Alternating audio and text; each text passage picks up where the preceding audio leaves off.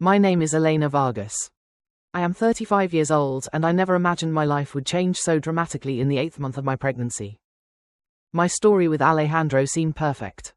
We met in university, married after graduation, and both built successful careers. He worked as a financial manager at a major construction company while I thrived as an account executive in an advertising agency. After 10 years of marriage and several failed attempts with expensive treatments, the miracle finally happened. I became pregnant. At first Alejandro seemed as excited as I was. Everything changed when his company hired Isabella, a 24-year-old secretary. She was tall, blonde, and freshly graduated. The kind of woman who makes middle-aged men lose their minds. "It's just my secretary," Alejandro would say whenever I mentioned the long hours they spent together at the office. "We're working on an important project." I wanted to believe him. I truly did. Even when he started coming home late, missing obstetrician appointments, and his behavior changed completely. "You're being paranoid because of pregnancy hormones," he told me every time I expressed my concerns. My only comfort was my work. My boss, Mr. Javier Castillo, was an older man who ran the agency with a firm but fair hand. He always supported me, especially during my pregnancy. "Take all the time you need, Elena," he said when morning sickness kept me from arriving early. "You are one of our best executives." One night in my 8th month, Alejandro came home later than usual.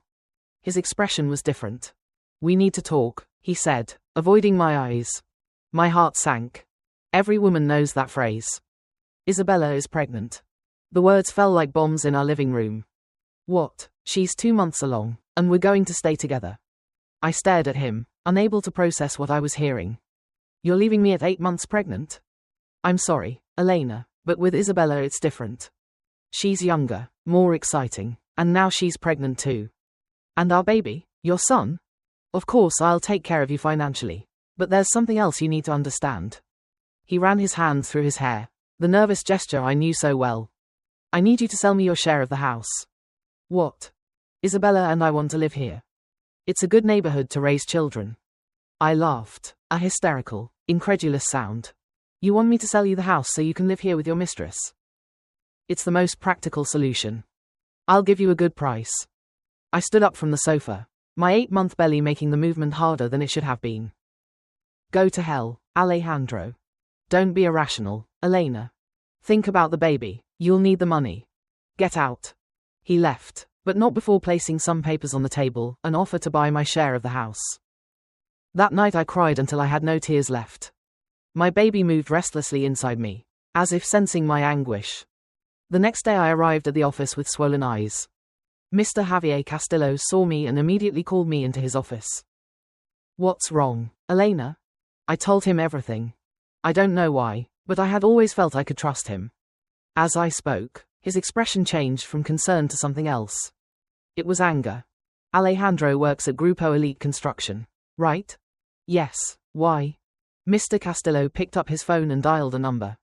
"Bring me the DVE 2023 file immediately." His secretary appeared minutes later with a thick folder. "Elena," Mr. Castillo said as he opened the folder, "there's something you need to know about your husband and the company he works for." He spread several documents across his desk. Grupo Elite Construction is under federal investigation for massive fraud. They have been embezzling funds from social housing projects for years. My mind was spinning. But what does this have to do with Alejandro? "Your husband is not just a financial manager, Elena. He is one of the main architects of the fraud." He showed me documents with Alejandro's signature, bank transfers, and emails. "How do you have access to this information?" Mr. Castillo sighed. "Because in addition to running this agency, I am part of the government's special financial investigation team. This agency is a front to track corrupt companies." My world shook even harder. "You hired me to spy on him?" "No," he answered quickly. "I hired you because you were excellent at your job. Discovering you were Alejandro's wife was a coincidence, one that helped us confirm many suspicions." He stood and walked to the window. "The investigation is almost complete. In 2 weeks we will make mass arrests at Grupo Elite Construction." "Arrests?" "Yes, and Alejandro will face serious charges. We're talking 15 to 20 years in prison." I sank into the chair, instinctively protecting my belly. "There's more," Mr. Castillo continued. The house Alejandro wants you to sell was purchased with fraud money. No, that can't be. We saved for years. The documents show otherwise. The down payment came from an offshore account linked to the fraud. Tears began to fall. Why are you telling me all this? Because you need to protect yourself and your baby. If the house is in your name when the arrests happen, it could be seized as part of the investigation. And what am I supposed to do?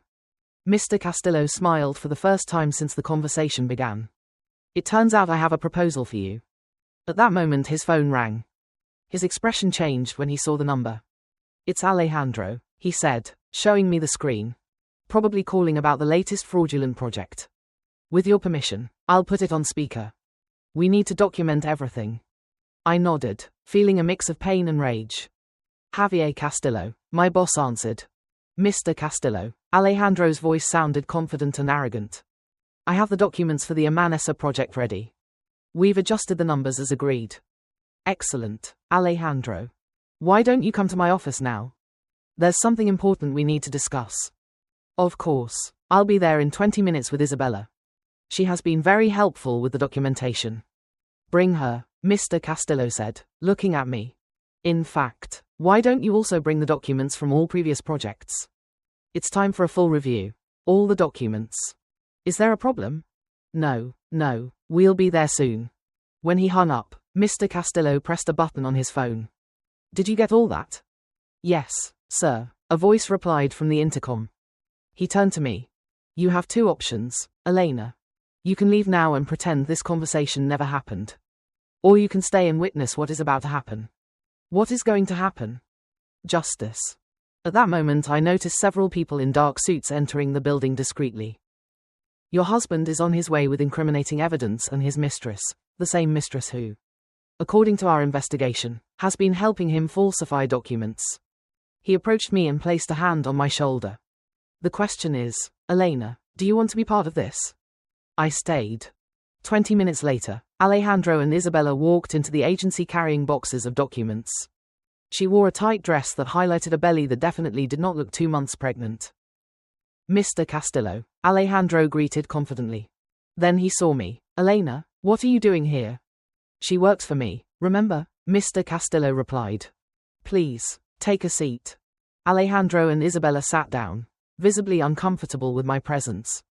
Before we review the documents, Mr. Castillo said, there's something you should know. He pressed a button on his phone. The doors opened and several federal agents entered the office.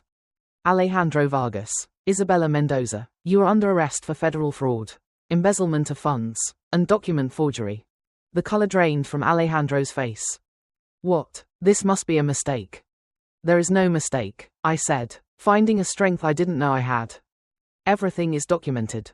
You knew about this? Alejandro stammered. Not as much as you knew about stealing money meant for social housing. Isabella began to cry. Alejandro told me everything was legal. He promised we would be protected. Did he also promise you a baby? I asked. Or was that a lie too? She lowered her gaze, answering without words. As the agents handcuffed Alejandro, he tried one last desperate move. I can explain. I have information about more important people. Everything is recorded, Mr. Vargas, an agent said. Your confessions, your emails, your bank transfers, and now these documents you so kindly brought us. You can't do this. I have a family. Yes, I said, gently caressing my belly. You did. The following months were a whirlwind. Alejandro and several executives from Grupo Elite Construction were prosecuted. The investigation revealed fraud of more than $100 million. Mr. Javier Castillo, or rather Special Agent Castillo, helped me protect my legitimate assets and keep the house, since I could prove my share was paid with honest salary. Isabella made a deal with the prosecutors. It turned out she was never pregnant. It was part of Alejandro's plan to manipulate me. 2 months after the arrest, I gave birth to a beautiful baby girl, Valentina. Mr. Castillo and his wife were at the hospital supporting me. I have a proposal for you, he told me while I held Valentina. The advertising agency is real, even though it also serves as a front. We need a creative director, someone with your talent and ethics. He was offering me a promotion after all of this. I'm offering you the chance to help unmask more people like Alejandro from the inside. Using your legitimate skills. I looked at my daughter and thought about all the families affected by the construction fraud. I accept. Today, 5 years later, I run the creative department of the agency. Our advertising work is excellent, but our real impact goes far beyond that. We have helped expose dozens of fraudulent schemes. Alejandro is serving an 18-year sentence. Sometimes he sends letters asking for forgiveness, saying he has changed. I keep them in a box for when Valentina is older and might have questions about her father. The house that was once the scene of betrayal is now filled with laughter. Valentina is growing up happy, surrounded by love and strong values. Mr. Castillo has become a father figure to her. His wife, Maria, is like a second grandmother. Do you know why I chose you for this job? Mr. Castillo asked me at Valentina's 5th birthday party. Because of your advertising skills and your integrity. Even in the worst moments, you never lost your dignity or your ethics. I looked at my daughter playing in the garden, thinking how different everything could have been if I had silently accepted Alejandro's betrayal. Sometimes, I said, the worst moment of your life can become the beginning of something better. And sometimes, Mr. Castillo added, a simple advertising agency can change the world, one scam at a time. Valentina ran toward us holding a drawing she had made. Look, Mommy, it's us catching the bad guys. I smiled and hugged her. My little girl already knew the difference between good and evil, between truth and lies. And I discovered that true strength is not in hiding pain or accepting injustice, but in standing up and fighting for what is right, no matter how difficult the path may be. Thank you for listening to today's story. Don't forget to like, share, and subscribe to support the channel. See you in the next story.